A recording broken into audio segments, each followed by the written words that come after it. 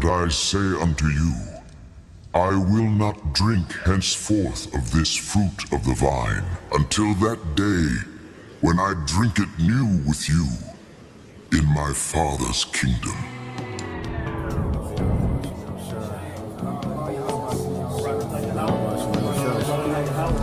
Thy kingdom come, thy will be done in earth, as it is in heaven.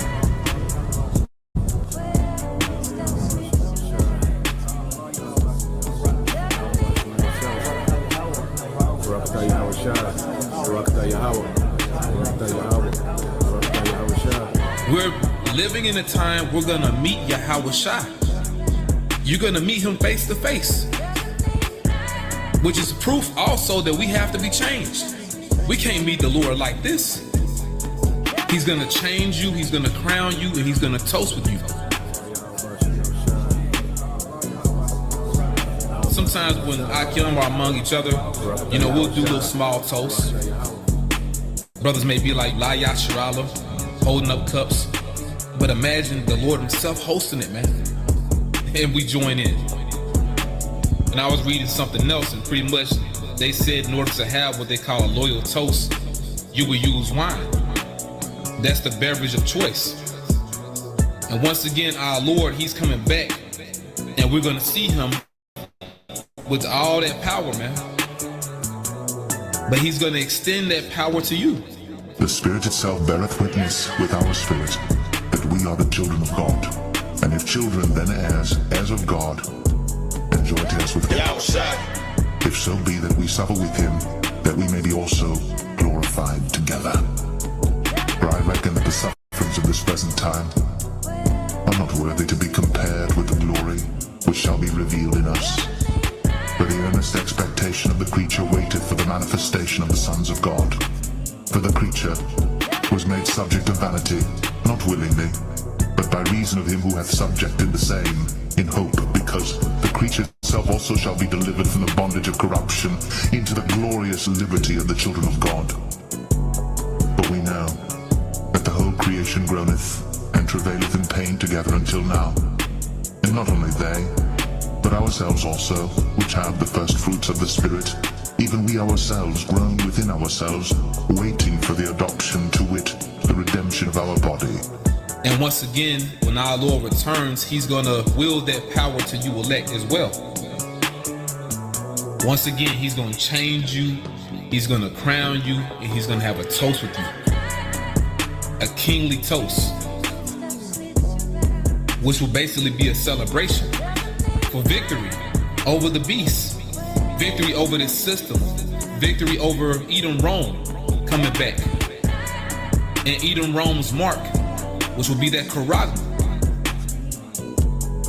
So we're going to celebrate with our Lord Yahweh Shai, and honestly, there is no telling what all he has in store for us. Drink ye all of it, for this is my blood of the New Testament.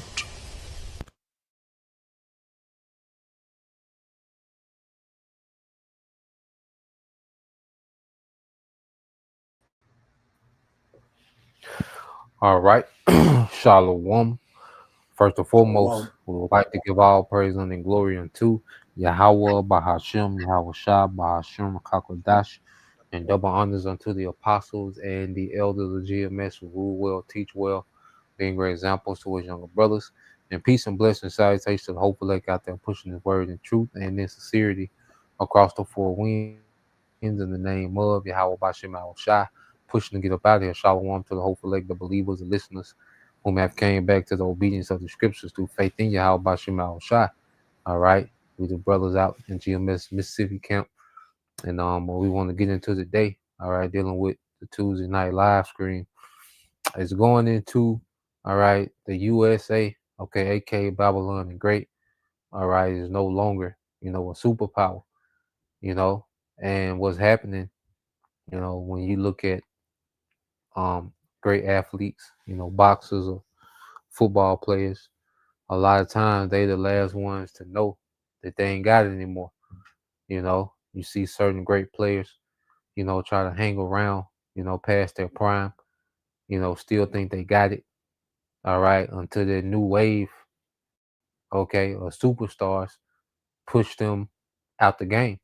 Well, this is what we're seeing with America, all right, and the Lord is going to allow, these other nations, all right, to remove America, all right. We're seeing the transition with these other nations removing America from super their standalone superpower, all right, to being irrelevant. Okay. But the difference with this is Yahweh Shai is coming to make all these nations irrelevant, which we'll get into towards the end. Okay. But we got a video we want to get into, all right, but we're gonna set the foundation, with a few precepts, and Lord will, you brothers, all right, and you sisters are edified. All right, you got it, bro. You get that Job 14:5, Papa Shah. Come on, I got you. Come on.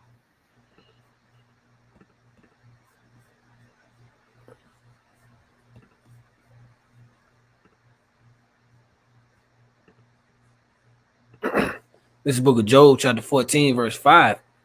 Seeing his days are determined, the number of his months are with thee. Thou hast appointed bounds.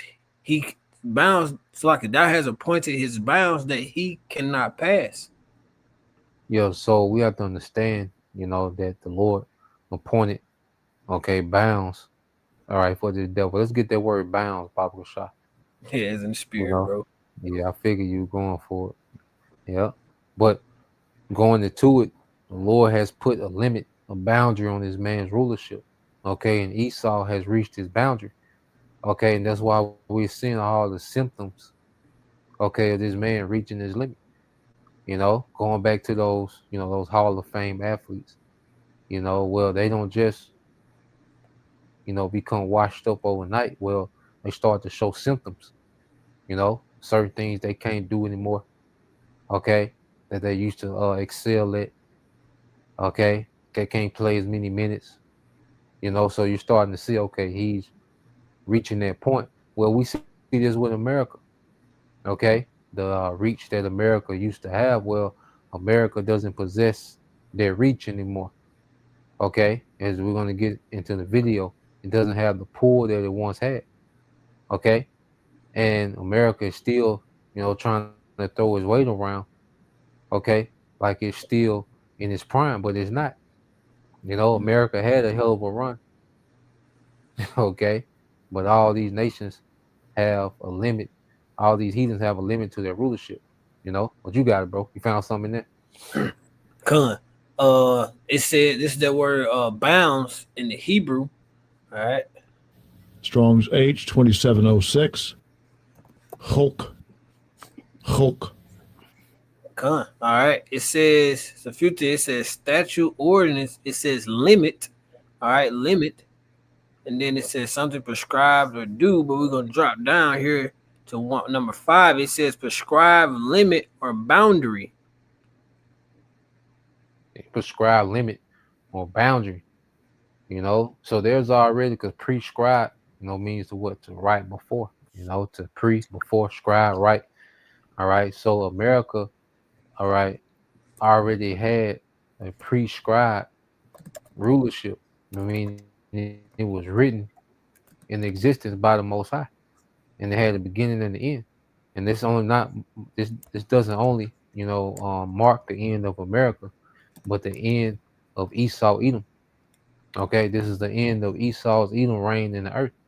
Okay, America is just going to be that great example of destruction to mark Esau's end.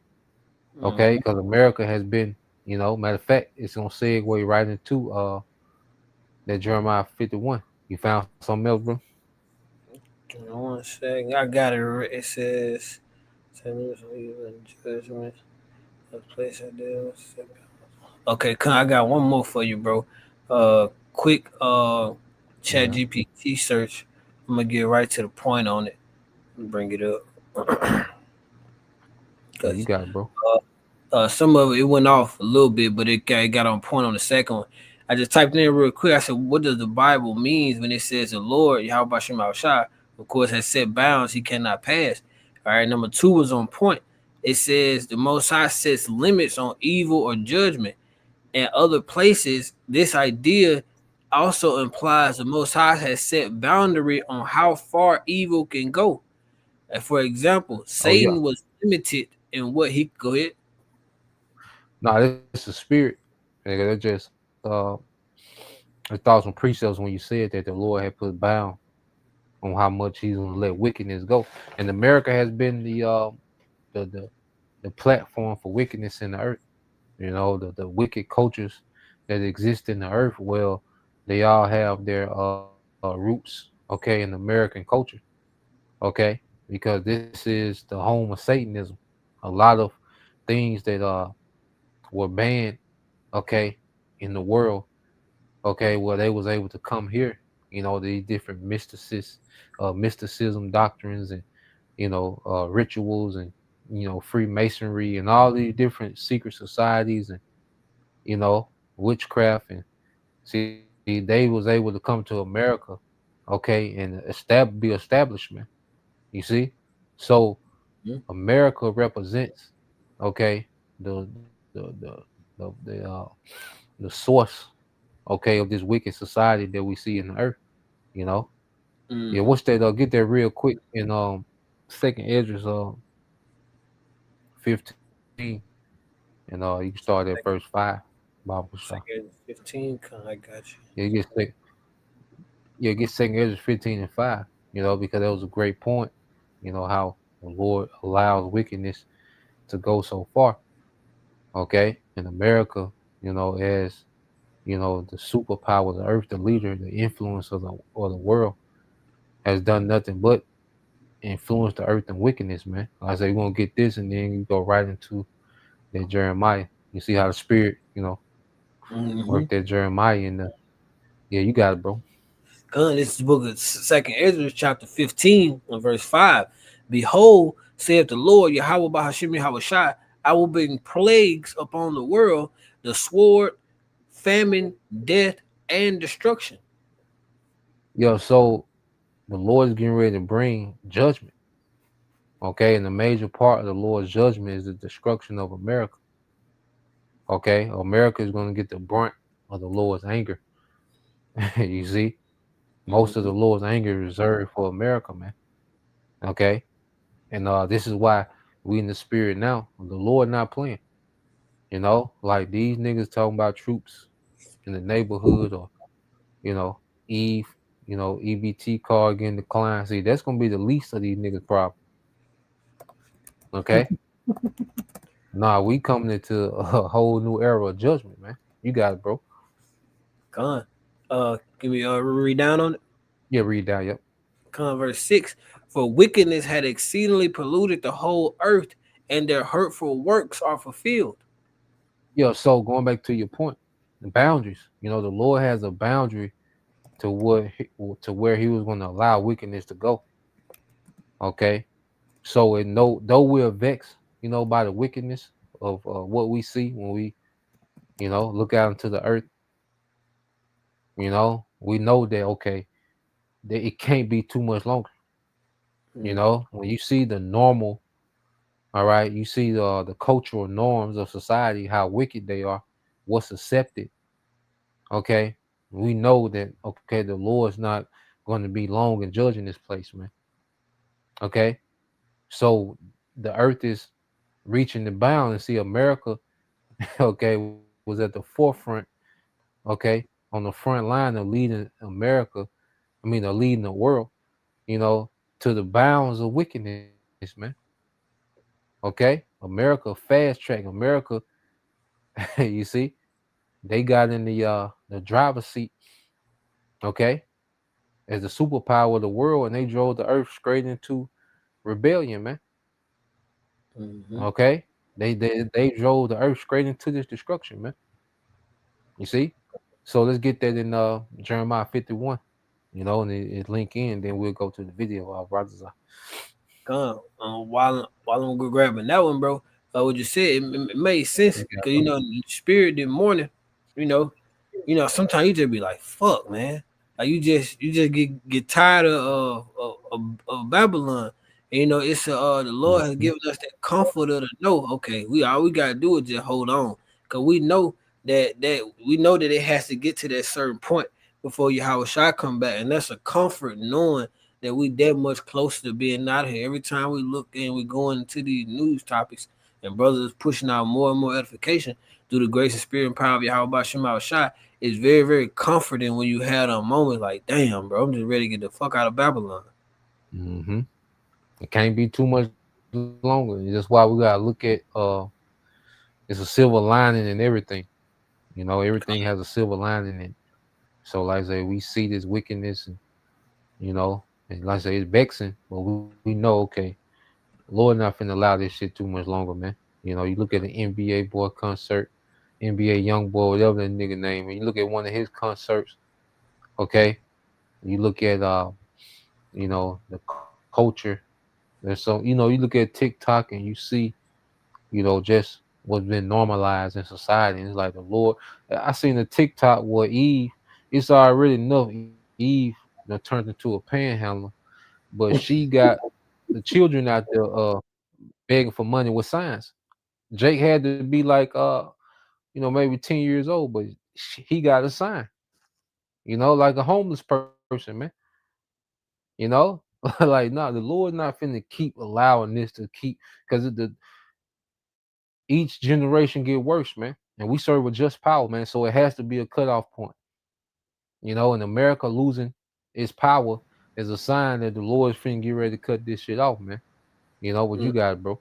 God said we serve a just power, bro, and that's right because even in the midst of while we see all this being the Lord's controlled demolition in Babylon the Great, and He said, "My servants shall eat." My servants shall drink. In the midst of all this, we still go through our trials, but brothers got a roof over their head first and foremost. Brothers got food to eat. We seeing all this stuff going on, and the Lord has continued to keep His word and take care of us. And then we look back in the scripture, the Lord has a great track record of keeping His word and taking care of us when He say He's gonna do it. So how much more in these times that to come? Come, bro. Yeah, let's get that Jeremiah 51:7. Come this book of Jeremiah, chapter 51, verse 7, it says, Babylon had been a golden cup in the Lord Yahweh Shema Shai's hand that made all the earth drunken. The nations have drunken of her wine, therefore the nations are mad. Yeah, so the nations have drunken down the wine of Babylon. All right, so the Lord, He used Babylon, okay, to intoxicate the nations, man. Okay, so that's why you see, this anti-Messiah, all right, culture has spread throughout the world. Some nations more than others. Okay, but the Lord wanted to judge, all these heathens, man. So He allowed them to be intoxicated by the wine, the philosophy, the culture of Babylon. Okay, because America, all right, America's biggest export is its culture. Okay, it's not resources, tangible resources.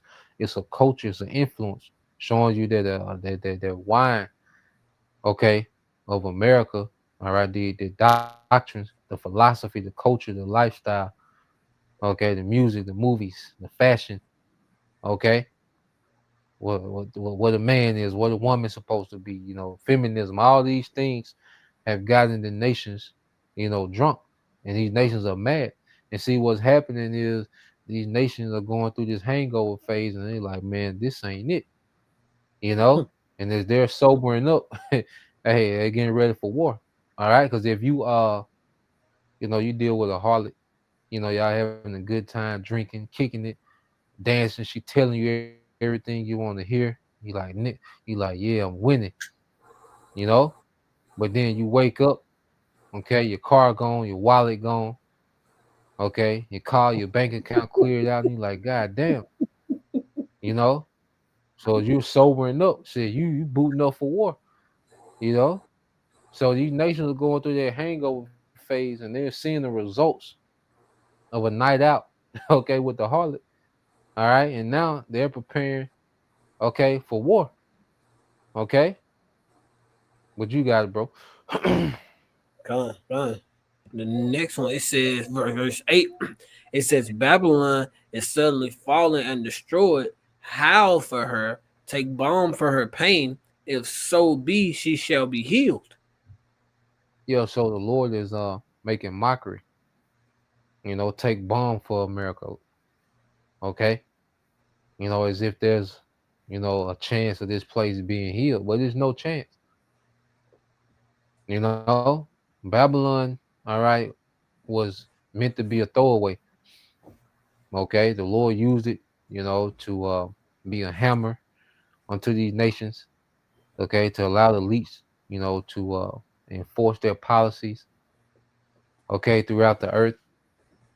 Okay, but now we're coming to a time, all right, where the Lord has done everything that He needed to do through America.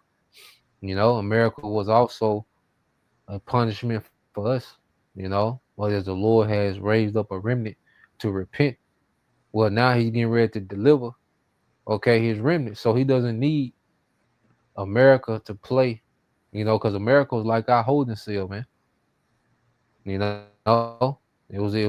was our prison house for our disobedience. But as we came back to obedience, well, guess what? The Lord finna close down, all right, this prison house known as America, man. All right, spiritual Egypt. Go ahead. Verse 9. It says, we would have healed Babylon, but she is not healed. Forsake her, and let us go every one into his own country, for her judgment reacheth unto the heaven, and is lifted up even to the skies. Yep, so her judgment had reached to the heavens. Okay, Esau, all right, this American, okay, empire, you see, well, now his case is to the heavens, because there's no heathen, that can judge Esau. Okay, and even these heathens is making this conglomerate, okay, this alliance, to go to war with the whore. Well, America, okay, he is building these heathens up to do that.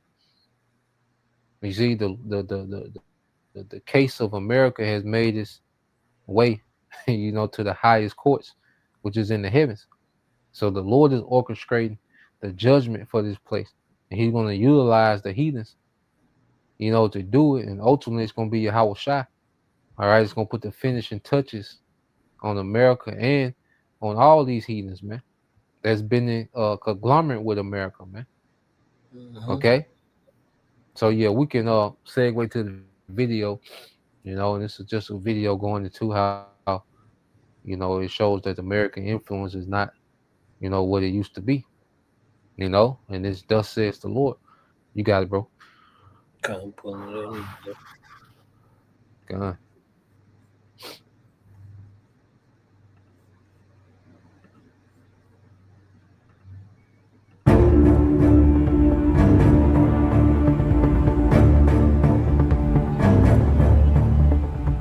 Once upon a time, the mere whisper of American displeasure could topple governments, redraw borders, or halt tanks on a dime.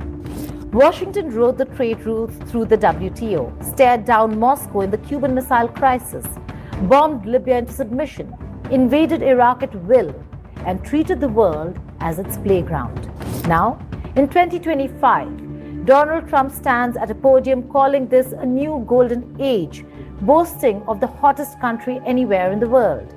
And now we have the hottest country anywhere in the world. It's not even close. We have the hottest country in the world. And it's an honor to use that, if you call it power or respect. Yeah, and this is spirit. The devil says he has the hottest country in the world, and that's going to be literal. That's going to be literal. And so it's beautiful that the devil, all right, said that. You got it, bro. Come, bro. To whatever it is to settle wars. Yet, the applause sounds faint. Ceasefires he claims to broker were never his. Allies eye alternatives. Enemies shrug off sanctions. Even friends, if there are any, doubt his word. America still has bases everywhere, but power everywhere? That's a different question. Is this the moment the self-styled superpower discovers nobody's really listening? Hello and welcome. You're watching Statecraft with me, Geeta Mohan.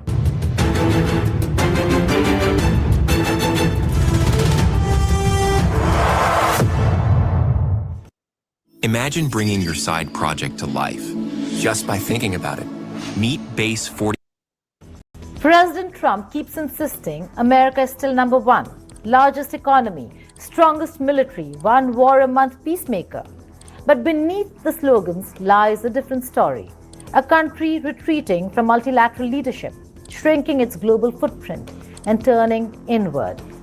Obama's cautious recalibration, Trump's transactional deals, and Biden's muddled commitments have unraveled decades of US foreign policy. Countries once obedient now hedge, build new coalitions, and search for American alternatives. When Russia was thrown out of the G8 over Crimea, Washington expected the world to follow. It didn't. If America can't rally allies on Russia, Israel, or Ukraine, how much power does it really have left? There really was a time when America could credibly call itself the unchallenged superpower. The Cuban Missile Crisis, Washington imposing a naval blockade on Soviet missiles in Cuba, was not only a showdown but a global stage where US deterrence and alliance credibility seemed absolute. Libya in 2011, Iraq in 2003, even the creation of the WTO in 1995, all projected an image of a country able to set rules and enforce them. But those moments are now museum pieces. They remind the world not of enduring omnipotence, but of how far the shine has faded. The US still spends more on its military than anyone else, yet its ability to dictate outcomes is slipping away. Trump's current rhetoric tries to freeze frame that earlier era. He points to expanding military budgets, strong borders, and aggressive tariffs as proof of renewed supremacy. He calls the US the hottest country anywhere, yet the actions undercut slogans. He's withdrawn from international agreements, sidelined NATO consultations, and moved toward bilateral deals that leave allies guessing. Analysts describe a transformation from unrivaled global leader to a powerful but increasingly regional actor. America has bases everywhere, but policy nowhere. That gap between hardware and influence defines the Trump era. We had an exclusive conversation with veteran journalist Rick Sanchez. And let's get there real quick in Psalms 33. I want to say 16. Because as it says, America still has all these bases. It's constantly increasing its military budget, okay? But its influence to control policy and its ability to sway, okay, battlefield outcomes, because all the military bases that America has and the military budget that America has, well, it can't sway, okay, Ukraine to get the best of Russia. It still can't sway those small hats, to eliminate Iran. Okay. So how much power does America has left? Because back in the day, America, they would have had boots on the ground and ended, these ongoing conflicts swiftly. But see, America doesn't possess, okay, that power that it once did. And these nations have, as America is becoming weaker, the Lord is allowing these nations to become stronger, man. So let's get that in Psalm 33 and 16. You got it, bro. I got a quick search for you too. This is the book of Psalms, chapter 33, and verse 16. It says, "There is no king saved by the multitude of an host. A mighty man is not delivered by much strength." Yeah, so it doesn't matter about the military spending. All right. How many aircrafts? Okay, the military has aircraft carriers. Okay, how many Tomahawk missiles? Okay, or those Hellfire missiles, whatever. Those don't matter when it comes to the will of the Lord. Okay, so America can just keep throwing money, okay, at this war machine, but it's still not going to, all right, deter prophecy, man. Okay, and it's still finna go down exactly how the Lord said it's going to go down, man. Okay, through fire. Go ahead. Verse 17. "And horse And horse is a vain thing for safety. Neither shall he deliver any by his great strength. Yep, neither shall he deliver any by his great strength. So America can keep pouring into, its technology, its military, its missiles, fighter jets, okay, its aircraft carriers, its, defense systems, and okay, they can even arm the different proxies and keep, arming the small hats, but it's still not going to deter the will of the Lord. Okay, so we see the devil trying to fight against the will of Yahweh Bashim Al Shai, and it's not working, man. He's losing. All right, and that's the end goal for the devil is to keep losing. You see what you got, bro? Let me can read now. No, that was it. You can go. You say you had found some. Quick search, just to back it up. Yeah, you can get that. All right, this is quick chat GPT search. It says what is the strongest country in the world from a stability point of view, because none of the other things matter if your country isn't stable. All right, it says from a stability point of view, the strongest country in the world is generally considered to be Switzerland. Other countries like Norway, Finland, Denmark, and New Zealand also rank extremely high depending on how you define stability. And it goes into the stability usually includes political stability, economic stability, social cohesion, geopolitical neutrality or security, Neutrality. Yeah. neutrality throughout it, Yeah. security, Yeah. resilience to crisis. But here, let me scroll down and listen. It says, what about superpowers like U.S. and China? It says the U.S. strong military and economically, but politically polarization. And we can get that word if you want to, bro. It says gun violence and social unrest reduce stability. So the U.S. These are the only thing. This the only thing that they hide in. But you got it, bro. Yeah. And at the end of the day, all them European nations, they weak as water too. Russia finna run through all that shit. Mm-hmm. You see, and this is why we base everything on prophecy. All right, America is circling the drain. The EU is super trash. All right, they finna get ran through by Russia. Okay, and Yahweh Shah's finna come and destroy everything, man. Okay, because this whole beast system is getting ready to topple. Going back to that iron mix with clay. Okay, partly strong, partly weak. Okay, so this whole beast system headed by America and NATO, okay, is getting ready to be dismantled, okay, through this war. Okay, so yeah, let's go back to that video, Bob. So. And this is what he has to say about America's position today. I guess we can't talk about this without talking about the root cause of the problem. And the root cause of the problem is that the United States is not the most powerful country in the world. Israel is the most powerful country in the world. And Israel runs the United States. Israel, remember that lapdog I told you about with the Mr. Modi story I said a little while ago? Where, Mr. Modi's trying to tell Mr. Trump, look, we're not your lapdog. And every time you say bark, we're not going to bark. And every time you say sit, we're not going to sit. And every time you say stand, we're not going to stand. Well, when it comes to the United States-Israel relation, Israel says bark, the United States barks. Israel says, stand, and the United States stands. And same with sitting, I guess. And that's the reality. And anybody who tells you differently is lying. If Mr. Netanyahu decides he's going to go to Congress and give a speech, there's nobody in the United States who can tell him no. If Mr. Netanyahu wants a reporter in the United States fired because he doesn't like what he said about him, that reporter will be fired. And I don't care if he works at the New York Times or CNN or Fox News or wherever. The United States literally runs the United States, Israel runs the United States foreign policy. It's as clear as day. It's the reason we invaded Iraq. It's the reason we were in Afghanistan. It's the reason we did what we did in Syria. It's the reason we're doing what we're doing in Yemen. It's the reason we did what we did in Libya. And it's now the reason that we're backing them 100%, what looks like an extermination or a genocide in Gaza. The annexation of Crimea by Russia in 2014 marked a turning point. The U.S. and gonna sum up what he said, but I want you to skip ahead to let's go to the 10-minute mark. Baba Kasha. We'll play a little more, but just to bag up what they said.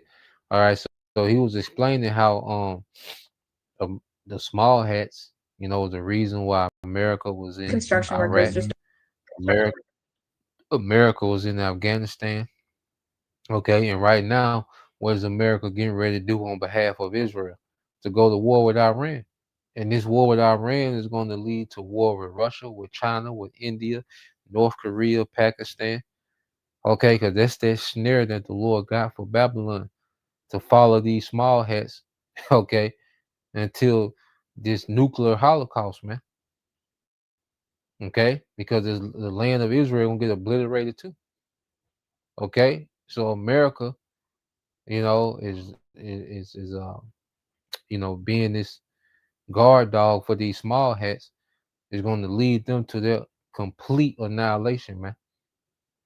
Okay, so just as this guy said, Sanchez, America has, been drugged into these wars and been drugged into this region, okay, of Western Asia, what they call the Middle East, okay, and it was always a path to this moment we're in now, so since the 90s, okay, so you're talking about, 35 years plus that America has been in their region, since Daddy Bush, okay, since that era. So 35 years of continual foreign policy of boots on the ground, okay, in the Middle East. Well, now it's going to lead to missiles coming back this way, man. That was always the setup, okay. What you got, bro?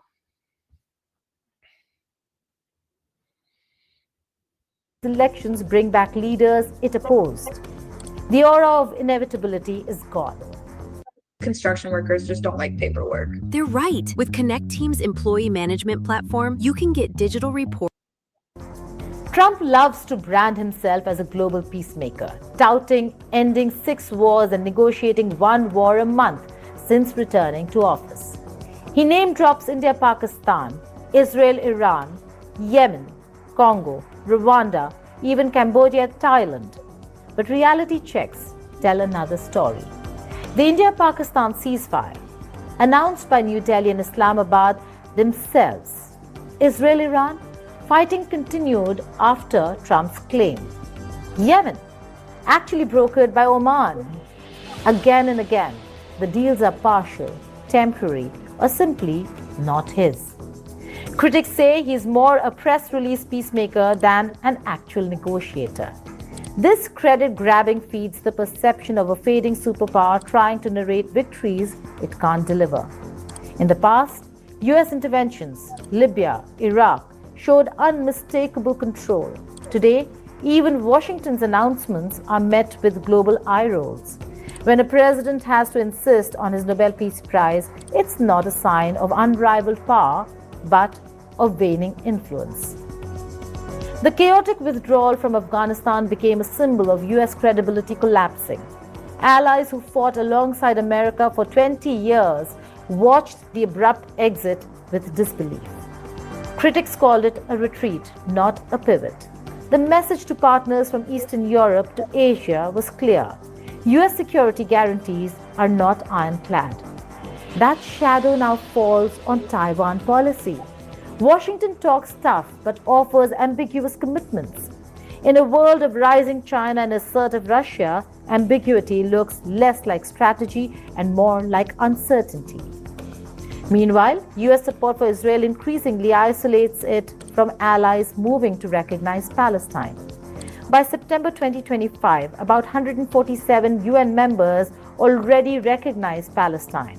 France, Australia, Canada, and the UK are joining in.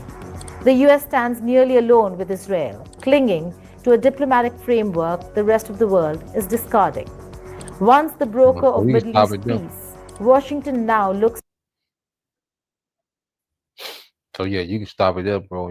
You can get Jeremiah 49 and 14, and we'll read down, and then you can we'll get that second Ezra 6 and 9.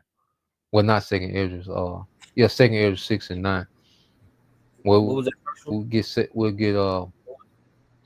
get Jeremiah 49 and 14, and then we'll get Sirach 10 and 8, and then we'll get second Ezra 6 and 9. Oh yeah, you got it, bro. Get that Jeremiah 49 and 14. Yeah, because like she said, American foreign policy is isolating itself from the world, and it's just America, and the small hats. All right, because those Europeans, all right, don't offer much, you know, when it comes to military. All right, most of them can't do anything economically. Okay, so what we're seeing is America and these small hats being isolated. Okay, for this judgment. Okay, so you got it, bro. Come, I got it. I got all three of them queued up for you. Come, y'all good. Yeah, Come, I'll say we this started at 14. 14. Yeah, started 14. Come, this is the book of Jeremiah, chapter 49, starting at verse 14. It says, I have heard a rumor from the Lord, Yahweh Bashim Yahushua, and an ambassador is sent unto the heaven, saying, gather ye together and come against her and rise up to the battle. Yeah, so the Lord putting the spirit, okay, on these nations to constantly gather together outside of American policy. Okay, you got the Shanghai Coalition, you got the BRICS, okay, you got all these alliances economically, militarily, okay, outside of the American influence. So that's why those sanctions don't have the impact that they used to have. Because America used to be able to sanction particular nations, and shit, they won't recover. You know, America used to put sanctions on your ass, have your president on minimum wage. You know, So, I didn't know the camera was like that. God damn. Yeah, It's that's like, why Syria failed, because them sanctions in Syria, man. They said Syria military getting paid $22 a month. You know, so that's why it wasn't even no fight when they took down the Assad government, because this nigga was getting $22 a month. So yeah, that's how powerful them sanctions used to be on these other nations. There's still certain nations that they can cripple, but see, these main players in this war, you see, they made alliances to where they got deals to where they not destroyed, okay, by these sanctions. They still, hampered in particular things, but they got workarounds now. Okay, you got it, bro. Verse 15. verse 15. For lo, I will make thee small among the heathen and despised among men. Yeah, small goes into insignificant. Okay, because once again, these nations see that there's a way to operate, okay, without having to go through America, man. America has been, the go-between. When you wanted to do any big business on a global scale, well, you had to deal with American banks, okay, American currency, okay, and you had to take on American policy. Because if you did, because see, with this social credit score that they're bringing to citizens, well, these nations been on that social credit score. That's why certain nations didn't do things that was to America liking. They could do what? Put those sanctions on you, freeze your assets. So these countries been on a social credit score. America weaponized the dollar.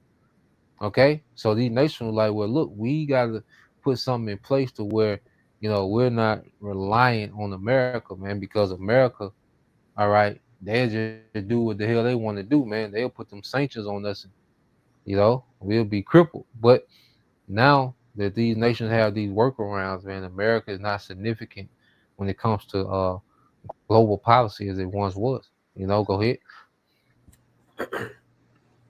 Con. verse 16, it says, Thy terribleness have deceived thee, and the pride of thine heart, O thou that dwellest in the cliff of the rock, the cliffs, Salakia, the cliffs of the rock, that holdest the height of the hill, though thou shouldest make thy nest as high as the eagle, I will bring thee down from thence, saith the Lord, Yahweh Shema Shai. Yeah, so these devils, they are deceived by their terribleness, because they was able to just throw their weight around the earth unimposed. Okay, they was able to dictate foreign policy. They was able to regulate other governments, for their favor. You see, I said they was able to sanction. They was able to threaten and make things happen. Okay, they was able to invade. Okay, they was able to project their military throughout the earth, build all these bases, and you see, so their terribleness have deceived them, to think that they had some invincibility. Okay, but the Lord has been chipping away at that. To now, America is looking vulnerable. Okay, go ahead. You can read. Verse 17, it says, Also Edom shall be a desolate, every one that goeth by it shall be astonished, and shall hiss at all the plagues thereof. A desolation, which means complete destruction. Okay, there will be no infrastructure, all right, standing in America. Okay, it looked like it was never anything built here. It's gonna be a complete desolation, man. It's gonna be way worse than what they do in the Gaza. It's gonna be way worse. Okay, go ahead. Verse 18, it's like it, as in the overthrow of Sodom and Gomorrah and the neighbor cities thereof, saith the Lord Yahweh Shema Shai. No man shall abide there, neither shall a son of man, neither shall a son of man dwell in it. Yeah, so it's gonna be uninhabited. There's not gonna be any survivors. Okay, of the judgment that the Lord finna bring to America, and it says it's gonna be as the overthrow of Sodom and Gomorrah. So just like Sodom and Gomorrah, okay, is a because that's what it means. Sodom and Gomorrah suffering eternal fire. Okay, that doesn't mean that it's burning forever, but their judgment is forever. Okay, Sodom and Gomorrah wasn't able to come back. You can't go to Sodom and Gomorrah today. That don't exist. Their judgment, all right, and their time stands forever. And that's how it's gonna be for America. It's gonna be judged by fire, and it's gonna stand forever. It'll never, okay, be a place, all right, where human life dwells. Okay, just like ancient Sodom and Gomorrah, and it's gonna be known why. Just like when you think of Sodom and Gomorrah, you think of the conduct, the lewdness that led to, okay, their destruction, man. So America's gonna have their reputation of this is what disobedience and rebellion to Yahweh Bashim al Shai led to. You got it, bro. You jumped to verse 22. Verse 20. Therefore, hear the counsel of the Lord Yahweh Shema Shai. I got the scriptures, bro. Yeah, come. Let me make it show. I'm gonna start over. Jeremiah 49:20. Therefore, hear the counsel of the Lord Yahweh Shema Shai, that he have taken against Edom and his purposes, that he had pursued against the inhabitants of Teman. Surely the least of go ahead. No, you got it. Surely the least of the flock shall draw them out. Surely he shall make their habitations desolate with them. Yep. So surely the least of the flock, which is going to these small hats, because they're the last, colonization of Esau. 1948. So they was the last, area, that was colonized by these devils. They're the youngest state, okay, of this Edomite empire, man.